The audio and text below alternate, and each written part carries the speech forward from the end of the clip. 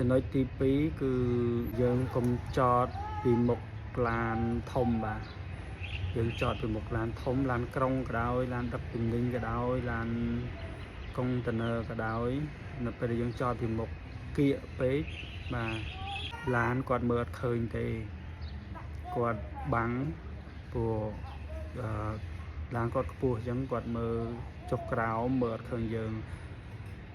ឧទាហរណ៍ដូចម៉ូតូនៅក្នុងវីដេអូនេះដោយសារតែកុងឡានដឹងមុនគាត់មានកញ្ចក់ពីខាងមួយទៀតសម្រាប់មើលពីមុខឡានអញ្ចឹងគាត់จะផ្លេប្រាប់មុនអញ្ចឹងវាអាចគេផុតតែបើសិនជាឡាននឹងអត់មានកញ្ចក់មុខសម្រាប់មើលចេះទេអញ្ចឹងគាត់នឹងអាចជួបគ្រោះថ្នាក់ដោយងាយបាទគ្រោះថ្នាក់ដល់ជីវិតដោយងាយហ្មងហើយឧទាហរណ៍ទី2ទៀតនេះគឺម៉ូតូមួយនេះគាត់ចតពីមុខឡានដែរឡានធ្វើដំណើរនៅលើដងផ្លូវប៉ុន្តែដោយសារគាត់ទៅឈប់មកផ្លែតតែម៉ូតូក៏ត្រូវឆ្លងកាត់ពីមុខឡានក៏ដឹងថាឡានហ្នឹងកំពុងតែឆេះឬក៏ត្រូវទៅមុខទៀតអញ្ចឹងគាត់ពេលគាត់ធ្វើដំណើរទៅមានឡានធំពីមុខ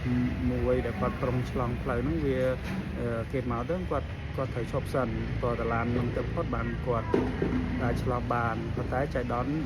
ឡានធំដែលគាត់កំពុងតែចតពីមុខហ្នឹងគឺគេទៅមុខដែរកិនម៉ូតូគាត់ដែរមិនដឹងថាគាត់មានរបួសដែរអត់ទេប៉ុន្តែនៅក្នុងវីដេអូហ្នឹងឃើញកិនម៉ូតូរបស់គាត់បាទអញ្ចឹងកន្លែងហ្នឹងជាឧទាហរណ៍ឲ្យយើងដឹងថាឡានគាត់មើលឃើញទេគាត់ងាយនឹងបើកមកកិនយើងតែហ្មងគឺកិនបើថាចំមនុស្សគឺស្លាប់ហើយអត់រស់ទេអញ្ចឹងជៀសវាងចំណុចហ្នឹងគឺយើងត្រូវចងចាំយើងទៅប្រាប់ពិសេសកូនរបស់យើងដែលតែរៀនតែចេះបើកម៉ូតូឲ្យគាត់ដឹងពីចំណុចគ្រោះថ្នាក់ទាំងអស់ហ្នឹងត្រូវតែប្រាប់គាត់